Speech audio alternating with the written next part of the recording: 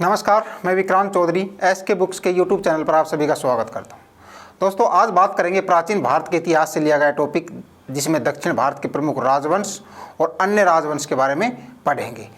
ठीक है, देखते हैं। संगम युग से शुरुआत करेंगे। दक्षिण भारत का इतिहास, संगम युग। संगम का अर्थ की बात की जाए तो संगम का अर्थ संघ अथवा परिषद होता है। संगम का अर्थ क्या होता है? संघ अथवा परिषद, जिसका तात्पर्य तमिल कवियों के संघ अथवा मंडल से है। तमिल जो कवि थे उनके संघ अथवा मंडल से। इसका आयोजन पांड्य राजाओं के संरक्षण में हुआ है। संगम का अर्थ क्या है? संघ अथवा परिषद होता है, जिसके तात्पर्य की बात की जाए तो तमिल कवियों के संघ अथवा मंडल से है। और इसका जो आयोजन किया जाता था वो पांड्य राजवंश के राजा जो होते थे उनके संरक्षण में होता था। तमिल भाषा का प्राचीनतम जो साहित्य है वो कौन सा है? संगम साहित्य है, और उसको संगम साहित्य के नाम से जाना जाता है। तमिल भाषा का प्राचीनतम जो साहित्य है वो कौन सा है? संगम साहित्य है। प्राचीन दक्षिण भारत के इतिहास का मुख्य स्रोत क्या है? तोलकाप्पियम संगम साहित्य है। प्राचीन दक्षिण भारत के इतिहास का मुख्य जो स्रोत है वो तोलकाप्पियम संगम साहित्य है। संगम साहित्य से ज्ञात होता है कि दक्षिण में आर्य सभ्यता का प्रसार अगस्त्य एवं कौंडिन्य ऋषि ने किया था। संगम साहित्य से जो उसमें जो स्रोत मिले हैं संगम साहित्य के अनुसार, उसमें ये पता चलता है कि दक्षिण में जो आर्य सभ्यता थी उसका जो प्रसार था वो अगस्त्य और कौंडिन्य जो ऋषि थे उनके द्वारा किया गया था। ठीक है, नेक्स्ट देखेंगे। इस काल में मुरुगन की उपासना सर्वाधिक प्रचलित थी। जो मुरुगन था, भगवान थे, उनकी उपासना सर्वाधिक की जाती थी। इस समय 3 महत्वपूर्ण राजाओं का उल्लेख मिलता है। कौन कौन से? पहला है चोल, दूसरा है चेर और तीसरा है पांड्य। 3 राजवंश का जो महत्वपूर्ण जो उल्लेख मिलता है वो चोल था पहला, दूसरा था चेर और तीसरा था पांड्य। किसमें? संगम साहित्य में। अशोक के द्वितीय और 13वें शिलालेख में दक्षिण भारत के 4 पड़ोसी राज्यों का वर्णन मिलता है। यह है चोल, चेर, पांड्य और सतीपुत्र। जो अशोक थे उनके दूसरे शिलालेख और 13वें शिलालेख में दक्षिण भारत के जो 4 पड़ोसी राज्यों का वर्णन मिलता है कौन कौन से थे? चोल, चेर, पांड्य और सतीपुत्र। खाकेल चेदी वंश के शासक था, उसके हाथी गुम्फा अभिलेख में कलिंग में तमिल राज्यों का उल्लेख मिलता है। क्लियर? आगे देखेंगे चोल राजवंश। क्या पढ़ेंगे अब हम? चोल राजवंश। चोल राजवंश की राजधानी की बात की जाए तो कावेरी पट्टनम, पुहार, उरियूर और तंजावुर, ये चोल राजवंश की प्रमुख राजधानियां थी। इसके स्थापना, इसके संस्थापक की बात की जाए तो चोल वंश का संस्थापक कौन था? विजयालय चोल, जिसका शासनकाल क्या रहा था? 850 ईस्वी से 87 ईस्वी तक। 850 से 887 ईस्वी तक विजयालय चोल ने चोल साम्राज्य में शासन किया था। चोल वंश का संस्थापक कौन था? विजयालय चोल, जिसने नर केसरी की उपाधि धारण की थी। तो नर केसरी की उपाधि धारण किसने की थी? विजयालय चोल, जिसने चोल राजवंश की स्थापना की थी। संपूर्ण श्रीलंका पर अधिकार राजेंद्र प्रथम ने किया था। चोल वंश का जो शासक था राजेंद्र प्रथम, उसने संपूर्ण श्रीलंका पर अधिकार कर लिया था। राजराज चोल ने महेंद्र प्रथम को हराकर उत्तरी श्रीलंका पर अधिकार किया। राजराज ने बृहदेश्वर, जो जिसको हम राजेश्वर मंदिर के नाम से भी जाना जाता है, राजराजेश्वर मंदिर, उसका निर्माण करवाया था। तो राजराजेश्वर या बृहदेश्वर मंदिर का निर्माण किसने करवाया था? राजराज ने। ठीक है। चोल वंश का अंतिम जो राजा था वो कौन था? राजेंद्र तृतीय। काफ़ी बार एग्जाम में पूछा जाता है, या तो संस्थापक पूछा लिया जाता है या फिर अंतिम जो राजा था, शासक था, उसका नाम भी पूछ लिया जाता है। तो इसका चोल वंश का संस्थापक कौन था? विजयालय चोल। और अंतिम शासक कौन था? राजेंद्र तृतीय। ठीक है। नेक्स्ट देखेंगे द्रविड़ शैली का सुप्रसिद्ध तंजौर शिव मंदिर चोल शासक राजराज प्रथम ने बनवाया था। द्रविड़ शैली में जो मंदिर बना है तंजौर का शिव मंदिर, उसका जो निर्माण हुआ है वो द्रविड़ शैली में हुआ है और किसने करवाया था? राजराज प्रथम ने। चोल प्रशासन की मुख्य विशेषता क्या थी? स्थानीय स्वशासन, जो कि चोल प्रशासन की प्रमुख विशेषता थी। और जो चोल काल में सोने के जो सिक्के थे उनको क्या कहा जाता था? कासू। यह प्राचीनतम संगमकालीन राज्य था। चोल राज्य मध्यकाल में चोल मंडलम, जो कोरोमंडल है, कहलाता था। यह पैनार और वेल्लारू नदियों के मध्य स्थित था। तो संगमकालीन राज्य कौन सा था? चोल था। और इसकी स्थिति कहाँ थी? ये पैनार और वेल्लारू जो नदी थी उसके मध्य में ये स्थित था। चोल शासकों की आय का जो मुख्य स्रोत था वो क्या था? भूराजस्व, कर और व्यापार। ठीक है, भूराजस्व और जो व्यापार कर था, भूराजस्व कर और व्यापार कर चोल शासक जो राजाओं थे उनका प्रमुख आय का स्रोत था। इस दौरान चोल प्रशासन में 400 प्रकार के कर थे।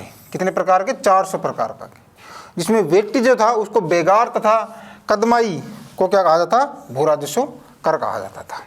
ठीक है, तो चोल प्रशासन में कितने प्रकार कर थे? लगभग 400 प्रकार के कर थे और वेट्टी को बेगार तथा कदमाई को भूराजस्व कर कहा जाता था। क्लियर? और इनका आय का मुख्य स्रोत क्या था? भूराजस्व एवं व्यापार कर। नेक्स्ट देखेंगे पांड्य वंश।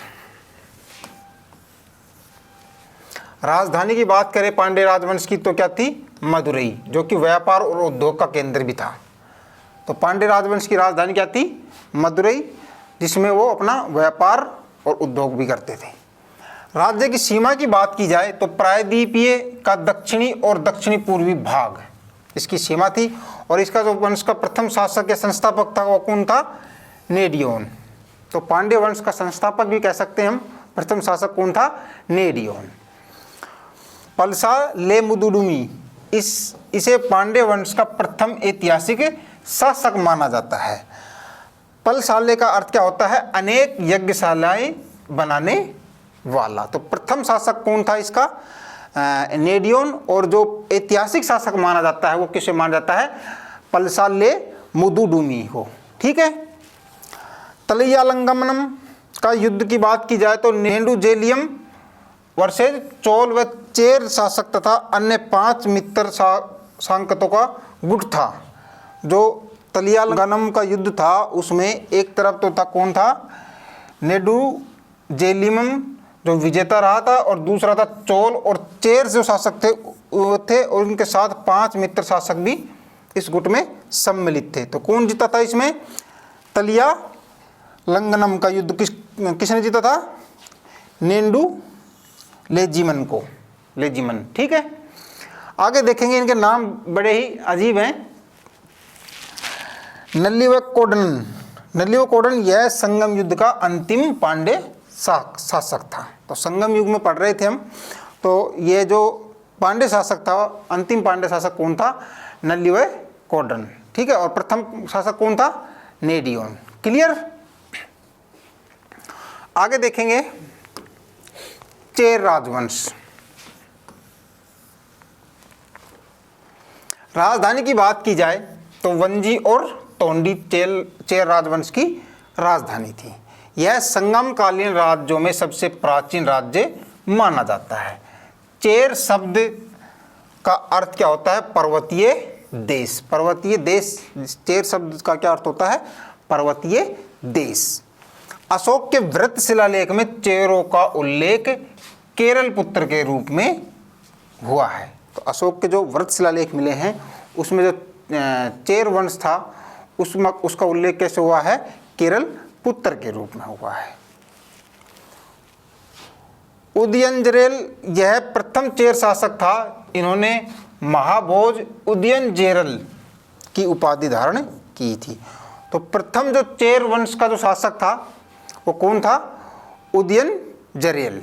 और इन्होंने एक उपाधि धारण की थी, वो कौन सी थी? महाभोजन उदयनजेरल। ठीक है, नट्टूनेजेरल के छोटे भाई थे कौन? कुटवन। कुटवन ने कोंगो के युद्ध में सफलता प्राप्त करके चेर राज्य को पूर्वी तथा पश्चिमी समुद्र तक विस्तृत किया था। ठीक है, आगे देखेंगे संगमकालीन महत्वपूर्ण बिंदु, इस पर हम चर्चा करेंगे। अब संगमकालीन कुछ महत्वपूर्ण बिंदु लिए हैं, उनके बारे में देखते हैं। इसके प्रशासन की बात की जाए तो प्रशासन में हम संगमकालीन प्रशासन राजतंत्रात्मक था। राजा का पद क्या होता था? वंशानुगत होता था, यानी कि राजा का पुत्र ही राजा बनता था। ठीक है, तो प्रशासन कैसा था इनका? राजतंत्रात्मक। प्रशासनिक इकाइयों की बात की जाए तो राज्य को क्या कहा जाता था? मंडलम, और प्रांत को नाडु। सेना में वेलार जो धनी कृषक होते थे उनको भर्ती किया जाता था। संगमकालीन राजवंश की बात की जाए, जो सेना में जो सिपाही भर्ती करते थे वो किसको करते थे? धनी कृषक होते थे, उसको क्या कहा जाता? वेलार। तो धनी कृषक होते थे उनको ही भर्ती किया जाता था सेना में। इसकी अर्थव्यवस्था इकोनॉमिक्स की बात की जाए तो संगम काल में कृषि, पशुपालन, शिकार जीविका के मुख्य आहार थे। तो क्या थे? कृषि, पशुपालन और शिकार करना ही संगमकालीन वंश के जो जीविका के मुख्य आहार थे। संगम साहित्य में निम्न वर्ग की जो महिलाएं होती थी, जो खेती करती थी, उनको क्या कहा जाता था? कडेसियर। क्या कहा जाता था? कडेसियर। संगम का साहित्य में निम्न वर्ग की जो महिलाएं खेती करती थी उनको क्या कहा जाता था? कडेसियर। और भूमि को क्या कहा जाता था? करड़। भूमि को करड़ कहा जाता था, जो कि किक का 1/6 भाग था। क्लियर? आगे देखेंगे समाज। समाज कैसा था? संगम काल में कृषि, पशुपालन व शिकार जीविका के मुख्य आहार थे। ठीक है। धर्म की बात की जाए तो धर्म मुरुगन संगम युग के सबसे महत्वपूर्ण देवता थे। तो संगम युग के सबसे महत्वपूर्ण जो देवता थे वो कौन थे? मुरुगन थे। और नाडु काल को भी आमतौर पर सैनिकों की वीरता को याद करके पूजा जाता था। तो नाडु काल को भी आमतौर पर सैनिकों की वीरता को याद करके पूजा जाता था। तो संगम युग का जो महत्वपूर्ण देवता था वो कौन था? मुरुगन था। ठीक है।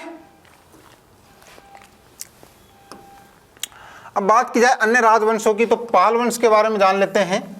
पाल वंश का संस्थापक कौन था? गोपाल। और उसकी राजधानी क्या थी? मंगेर। वह बौद्ध धर्म का अनुयायी था। ठीक है। तो मुंगेर थी उसकी राजधानी और वो बौद्ध धर्म का अनुयायी था। तो पाल राजवंश का संस्थापक कौन था? गोपाल था। राजधानी क्या थी? मुंगेर। और वह बौद्ध धर्म का अनुयायी था। धर्मपाल ने विक्रमशिला विश्वविद्यालय की स्थापना की थी। तो पाल वंश का जो शासक था धर्मपाल, उसने विक्रमशिला विश्वविद्यालय की स्थापना की थी। और देवपाल इस वंश का सबसे शक्तिशाली शासक था। देवपाल इस वंश का सबसे शक्तिशाली राजा था। क्लियर? तो पाल वंश की जो संस्थापक था वह गोपाल थे और धर्मपाल जो थे इसमें विक्रमशिला विश्वविद्यालय की स्थापना की थी। और जो सबसे शक्तिशाली जो शासक था पाल वंश का वो कौन था? देवपाल था। बात करेंगे पल्लव वंश की। इस राजवंश की स्थापना 244 ईस्वी में हुई थी। इस वंश का प्रथम जो स्वतंत्र राजा था वो कौन था? बप्पा देव। ठीक है। तो इस वंश की जो स्थापना की गई थी वो 244 ईस्वी में हुई थी और इसका जो प्रथम स्वतंत्र जो राजा था वो कौन था? बप्पा देव था। नरसिंहवर्मन सेकंड कांची के कैलाशनाथ मंदिर का निर्माण करवाया, जिसे राज सिद्धेश्वर मंदिर भी कहा जाता है। तो कांची के जो कैलाशनाथ मंदिर है उसका निर्माण किसने करवाया था? नरसिंहवर्मन द्वितीय ने। और जिस मंदिर का निर्माण करवाया था उसको कैलाशनाथ मंदिर, साथ ही राज सिद्धेश्वर मंदिर भी कहा जाता है। ठीक है। पल्लव वंश की राजधानी कांची, तमिलनाडु में कांचीपुरम है अभी, वो थी। ठीक है। तो पल्लव वंश की जो राजधानी थी वो क्या थी? कांची थी। कांची या कांचीपुरम। कांची के कैलाश मंदिर का निर्माण नरसिंहवर्मन द्वितीय ने करवाया था। तो कैलाश मंदिर का निर्माण किसने करवाया था? नरसिंहवर्मन द्वितीय ने।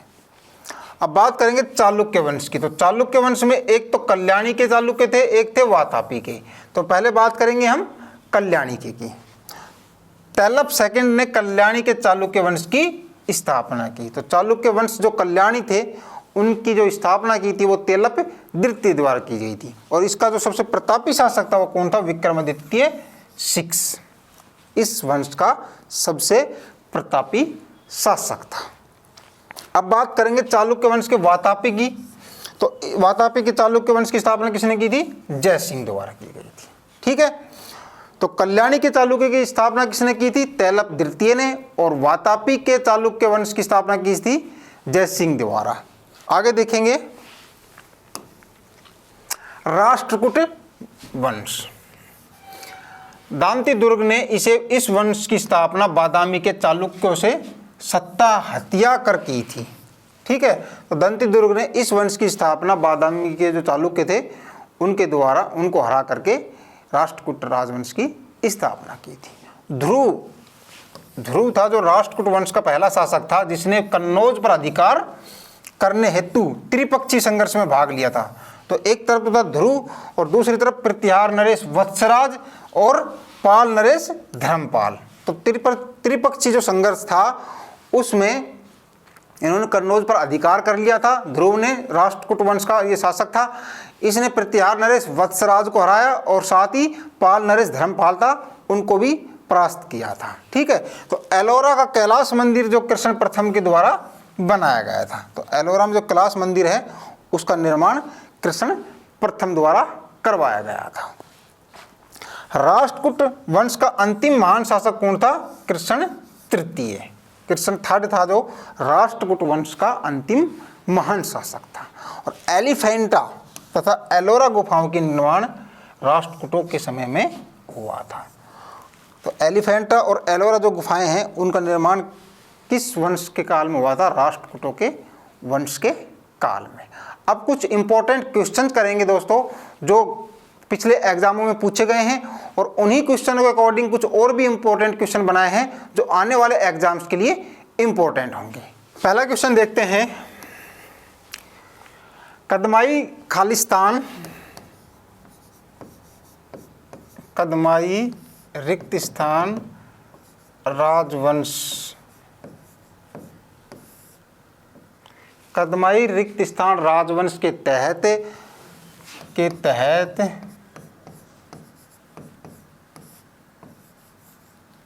भू राजस्व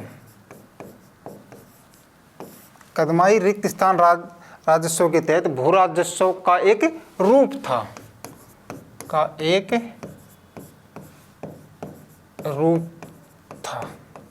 ठीक है, ये क्वेश्चन बनता है कदमाई रिक्त स्थान राजवंश के तहत भू राजस्व का एक रूप था। ऑप्शन देखेंगे, ए है चोल, बी है कुषाण,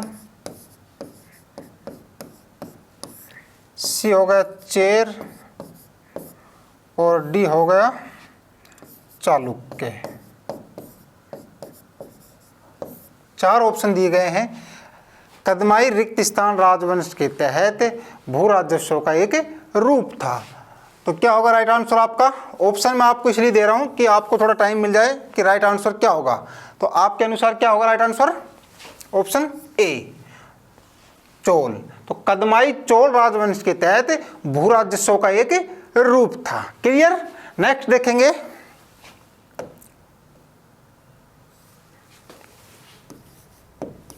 साथ साथ आप उतारते रहना बुक में या फिर स्क्रीनशॉट लेते रहना। ठीक है, विजयालय भारत के किस राजवंश से संबंधित थे? विजयालय भारत के किस राजवंश से संबंधित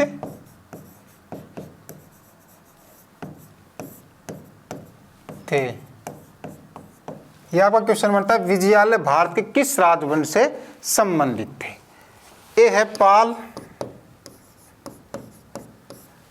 बी होगा आपका चोल,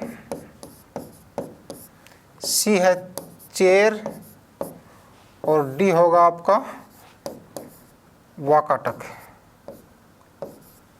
तो विजयालय भारत के किस राजवंश से संबंधित थे? तो क्या होगा right answer? Option B, Vijayalaya Chola, जिसने चोल राजवंश की स्थापना भी की थी। ठीक है, आगे देखेंगे।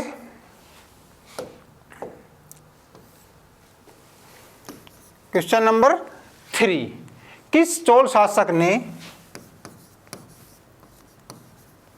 किस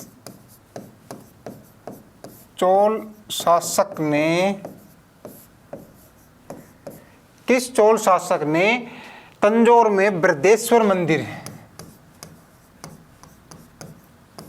तंजौर में बृहदेश्वर मंदिर, किस चोल शासक ने तंजौर में बृहदेश्वर मंदिर का निर्माण कराया था? मंदिर का निर्माण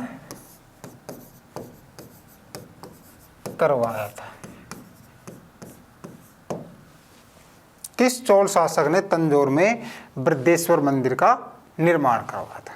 तो ऑप्शन है आपका, ए है राजराजा प्रथम, बी है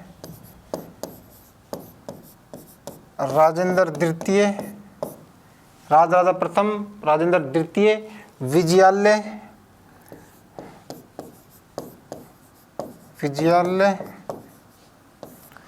और डी होगा आपका राजेंद्र तृतीय। किस चोल शासक ने तंजौर में बृहदेश्वर मंदिर का निर्माण करवाया था? तो क्या होगा आपका राइट आंसर? राजराजा प्रथम ने। तंजौर में जो बृहदेश्वर मंदिर है उसका निर्माण राजराजा प्रथम द्वारा करवाया गया था। 4 नंबर देखेंगे। एलोरा के कैलाश मंदिर का निर्माण किसने करवाया था? एलोरा के कैलाश मंदिर का निर्माण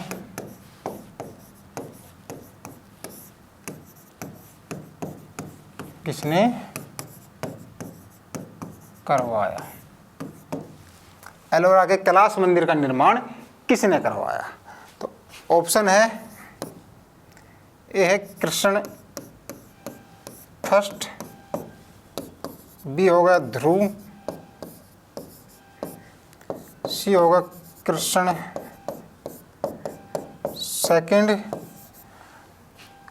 कृष्ण फर्स्ट, ध्रुव, कृष्ण सेकंड और धर्मपाल। तो एलोरा के कैलाश मंदिर का निर्माण किसने करवाया था? क्या होगा राइट आंसर? कृष्ण फर्स्ट। तो कृष्ण फर्स्ट द्वारा एलोरा के कैलाश मंदिर का निर्माण करवाया गया था। ठीक है, 5 नंबर क्वेश्चन देखते हैं। चालुक्य कहाँ के? कल्याणी के। चालुक्य कल्याणी के थे। एक चालुक्य थे, चालुक्य वंश एक वातापी थे और एक थे कल्याणी के। तो यहाँ कल्याणी का पूछा गया। कल्याणी, चालुक्य कल्याणी वंश का संस्थापक।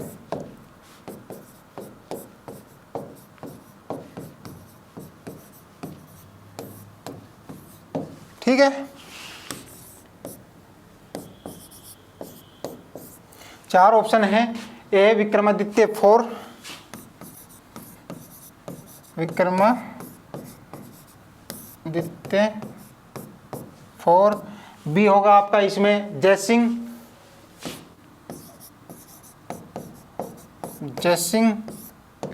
सी होगा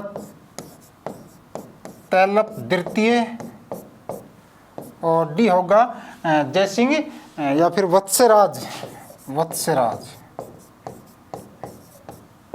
ठीक है, 4 ऑप्शन है। चालुक्य वंश का संस्थापक पूछा गया, कल्याणी के चालुक्य का। ठीक है, तो ऑप्शन है विक्रमादित्य 4, जयसिंह, तैलप सेकंड और वत्सराज। तो कौन था? तैलप सेकंड आपका इसमें राइट आंसर होगा। बात की जयसिंह की, तो ये वातापी के जो चालुक्य थे उसका संस्थापक था। ठीक है, ये नेक्स्ट देखेंगे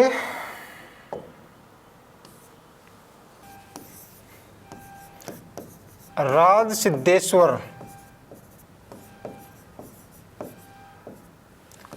सिद्धेश्वर मंदिर का निर्माण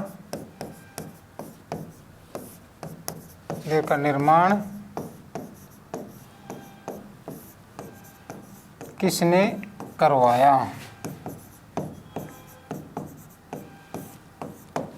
राज सिद्धेश्वर मंदिर का निर्माण किसने करवाया? तो ये है बप्पा देव।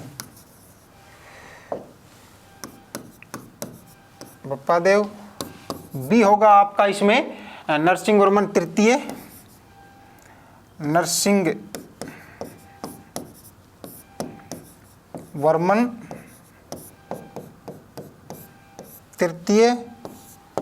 बप्पादेव, नरसिंहवर्मन तृतीय, कृष्ण तृतीय और धर्मपाल। कृष्ण तृतीय और डी ऑप्शन में आएगा आपका धर्मपाल। तो राज सिद्धेश्वर मंदिर का निर्माण किसने करवाया था? ऑप्शन है बप्पादेव, बी है आपका नरसिंहवर्मन तृतीय, सी आपका कृष्ण तृतीय और डी है धर्मपाल। तो राज सिद्धेश्वर मंदिर का निर्माण किसने करवाया था? नरसिंहवर्मन तृतीय द्वारा राज सिद्धेश्वर मंदिर का निर्माण करवाया गया था। ठीक है। 7 नंबर देखेंगे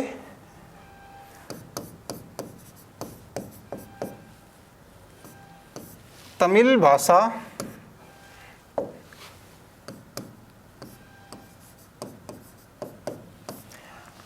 भाषा का प्राचीनतम साहित्य, तमिल भाषा का प्राचीनतम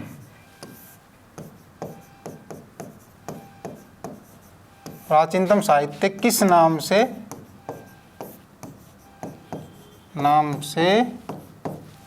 जाना जाता है?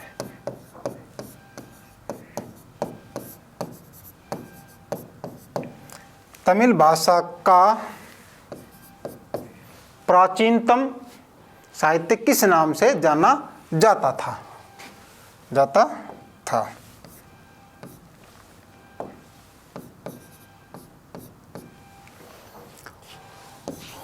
ऑप्शन है संगम साहित्य,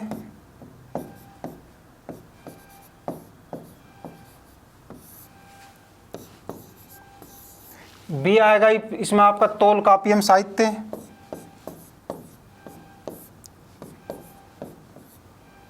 तोलकापियम साहित्य,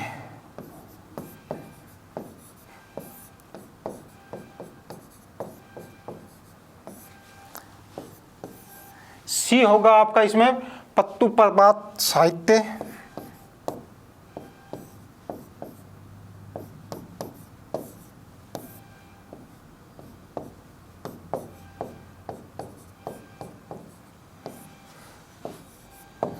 और डी ऑप्शन होगा इसमें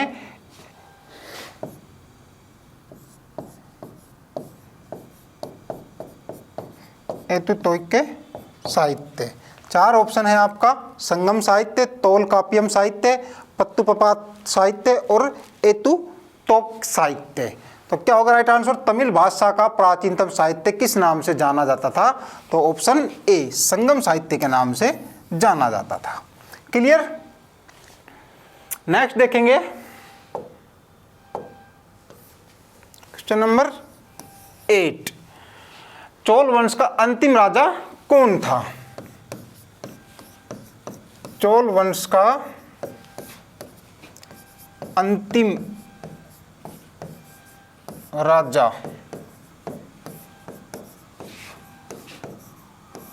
कौन था?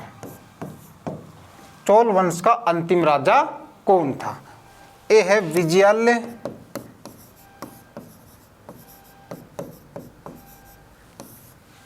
बी आपका आएगा राजेंद्र सेकंड, राजेंद्र द्वितीय, सी हो जाएगा आपका इसमें राजराज प्रथम,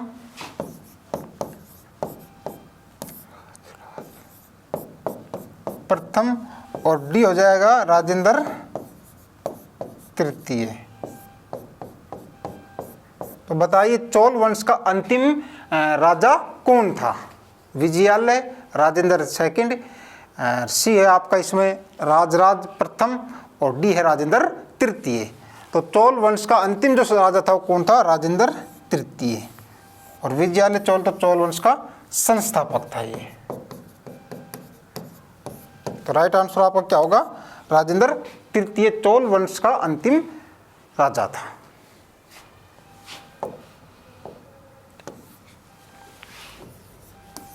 नौ नंबर देखेंगे, चोल वंश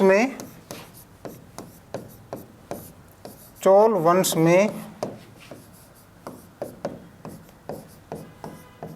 सोने के सिक्के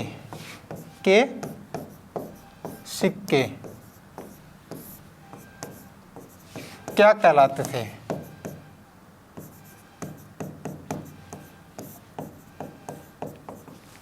चोल वंश में सोने के सिक्के क्या कहलाते थे? ऑप्शन है कासू, बी है वेटी, सी है करमाई और डी होगा आपका डी होगा नाडू। चोल वंश में सोने के सिक्के क्या कहलाते थे? कासू, वेटी, कदमाई या फिर नाडू। क्या कहलाते थे सोने के सिक्के? कासू। तो याद रखना है चोल वंश में जो सोने के सिक्के थे उसको कासू कहा जाता था। क्लियर? आगे देखेंगे क्वेश्चन नंबर 10। विक्रमशिला विश्वविद्यालय की स्थापना विक्रमशिला विश्वविद्यालय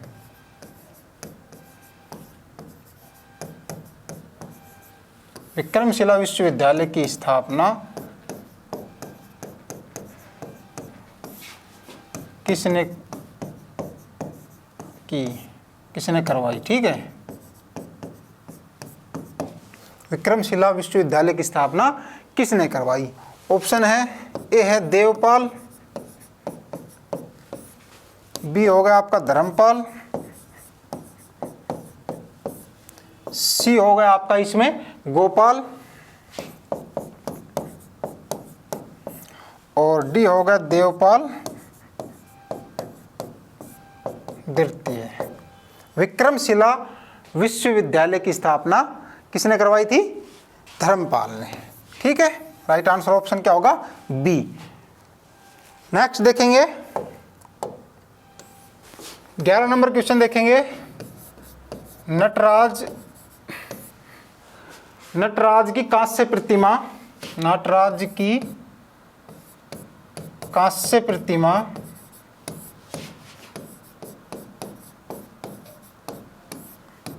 किसके शासनकाल? नटराज की कांस्य प्रतिमा किसके शासनकाल के दौरान निर्मित की गई थी? किसके शासनकाल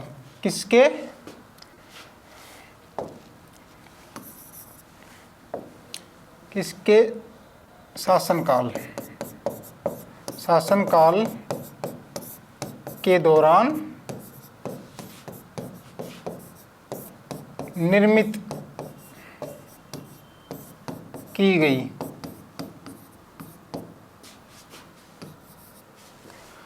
नटराज की कांस्य प्रतिमा किसके शासनकाल के दौरान निर्मित की गई थी? ऑप्शन है आपका चेर, बी होगा पल्लव, सी होगा चोल, चेर, पल्लव, चोल और पांड्या। तो क्या होगा राइट आंसर? नटराज की कांस्य प्रतिमा किसके शासनकाल के दौरान निर्मित की गई थी? चेर, पल्लव, चोल या पांड्या। तो क्या होगा right answer? Option C, Chola राजवंश के शासनकाल के दौरान जो नटराज की कांस्य प्रतिमा थी उसका निर्माण किया गया था। ठीक है, नेक्स्ट देखेंगे क्वेश्चन नंबर 12 देखेंगे। चोल राजवंश के तहत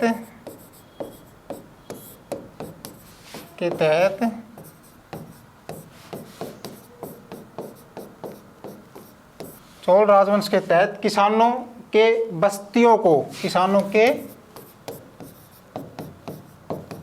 बस्तियों को रिक्त स्थान, ठीक है, रिक्त स्थान पूछा गया, रिक्त स्थान के नाम के रूप में जाना जाता था, के रूप में जाना जाता था। ऑप्शन आपके इस प्रकार से हैं, नाडू,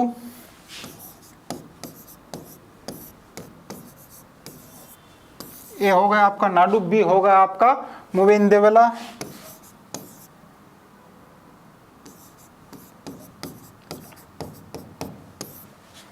सी हो गया आपका इसमें उर, और डी आएगा आपका तालुका। चोल राजवंश के तहत किसानों के बस्तियों को रिक्त स्थान के रूप में जाना जाता था, यानी कि चोल राजवंश के तहत जो किसानों की बस्तियां होती थी उसको किस नाम से जाना जाता था? ऑप्शन क्या होगा? ऑप्शन सी, उर के नाम से उनको जाना जाता था। चोल राजवंश के तहत किसानों की बस्तियों को उर के नाम से जाना जाता था।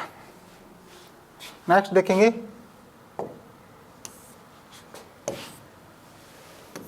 क्वेश्चन नंबर 13, किस राजवंश ने वास्तुकला की, किस राजवंश ने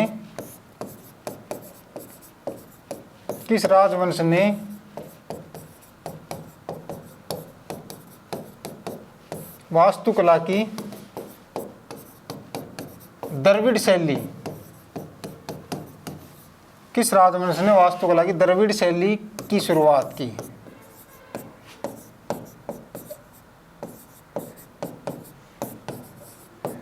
ठीक है, क्वेश्चन इस प्रकार से, किस राजवंश ने वास्तुकला की द्रविड़ शैली की शुरुआत की? तो पल्लव, चोल, आपका आंसर क्या होगा इसमें? ऑप्शन देखते हैं पहले, पल्लव, बी हो गया चोल, सी हो गया चेर, और डी हो गया पांड्या। ऑप्शन इसलिए दे रहा हूं कि आपको टाइम मिल सके कि आंसर क्या सही होगा। तो क्या होगा बताइए, किस राजवंश ने वास्तुकला की द्रविड़ शैली की शुरुआत की थी, बताइए। तो क्या होगा right answer? Option A, Pallava. Pallava राजवंश ने वास्तुकला की द्रविड़ शैली की शुरुआत की थी। ठीक है, नेक्स्ट देखेंगे, ये क्वेश्चन एसएससी एमटीएस में पूछे गए हैं।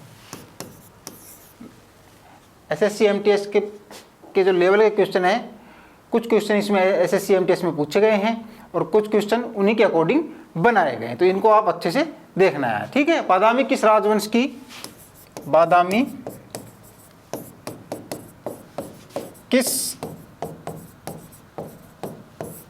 किस राजवंश की सबसे पुरानी राजधानी थी? किस राजवंश की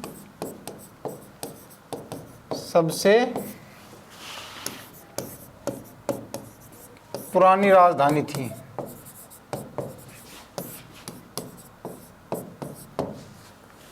बादामी किस राजवंश की सबसे पुरानी राजधानी थी? तो मौर्य राजवंश, ये होगा आपका मौर्य,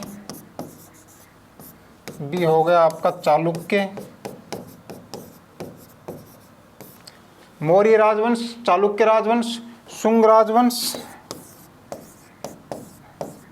शुंग, और डी आपका पल्लव। तो बताइए बादामी किस राजवंश की सबसे पुरानी राजधानी थी? तो राइट आंसर क्या होगा? ऑप्शन बी, चालुक्य राजवंश की सबसे पुरानी राजधानी थी। नेक्स्ट देखेंगे,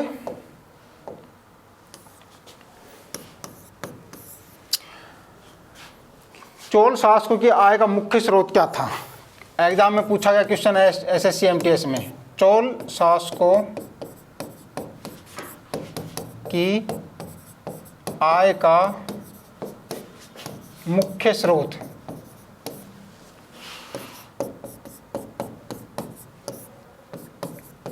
था। ऑप्शन 4 थे, लेकिन चोल शासकों की आय का मुख्य स्रोत पूछा है तो क्या था? भू राजस्व एवं व्यापार कर। आंसर क्या होगा आपका इसमें? भू राजस्व एंड व्यापार कर। चोल शासक जो राजा थे उनकी जो आय का मुख्य स्रोत था, इनकम का जो मुख्य स्रोत था वो क्या था? भू राजस्व एवं व्यापार कर। इस प्रकार के क्वेश्चन एसएससी एमटीएस में पूछे जाते हैं, आपको करवा दिए गए हैं। अब एक नज़र डाल लेते हैं कुछ इंपॉर्टेंट बुक्स के बारे में जो आप अपना एसएससी में सिलेक्शन श्योर कर सकते हैं। एसएससी द्वारा आयोजित मल्टीटास्किंग गैर तकनीकी स्टाफ एमटीएस एवं हवलदार सीबीआईसी एंड सीबीएन भर्ती परीक्षा के लिए ये स्पेशल गाइड है। इसके अंदर आपको सिलेबस के अनुसार सामान्य अध्ययन, गणित, इंग्लिश और तर्क शक्ति का संपूर्ण कवरेज देखने को मिल जाएगा। एसएससी एमटीएस 2011 से लेकर अब तक तो प्रश्नों का इसमें चैप्टर वाइज, टॉपिक वाइज और टाइप वाइज बिल्कुल सिस्टमेटिक तरीके से मैटर उपलब्ध करवा रखा है। साथ ही बात की जाए सभी प्रश्नों की संपूर्ण व्याख्या आपको इसमें देखने को मिल जाएगी। क्यूआर कोड दे रखा है, आप क्यूआर कोड स्कैन कीजिए और कंप्लीट एक्सप्लेनेशन आप हर क्वेश्चन का देख सकते हैं। बात की जाए अगर आप सामान्य ज्ञान की बात की जाए तो सामान्य ज्ञान वृत्त के नाम से ये बुक है। ये सभी प्रतियोगी परीक्षाओं के लिए बहुत ही अच्छी बुक है। जितने भी आपके जो टॉपिक होते हैं, जितनी भी भर्तियाँ होती हैं, वो सभी टॉपिक्स आपको इसमें देखने को मिल जाएंगे।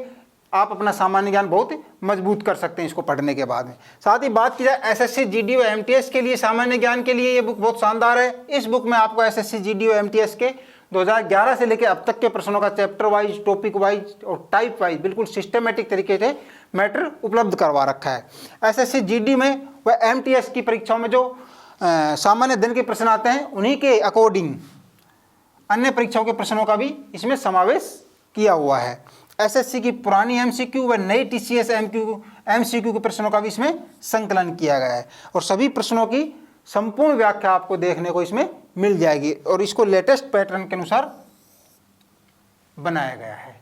ये सभी बुक्स आपको नज़दीकी बुक स्टोर पर मिल जाएगी।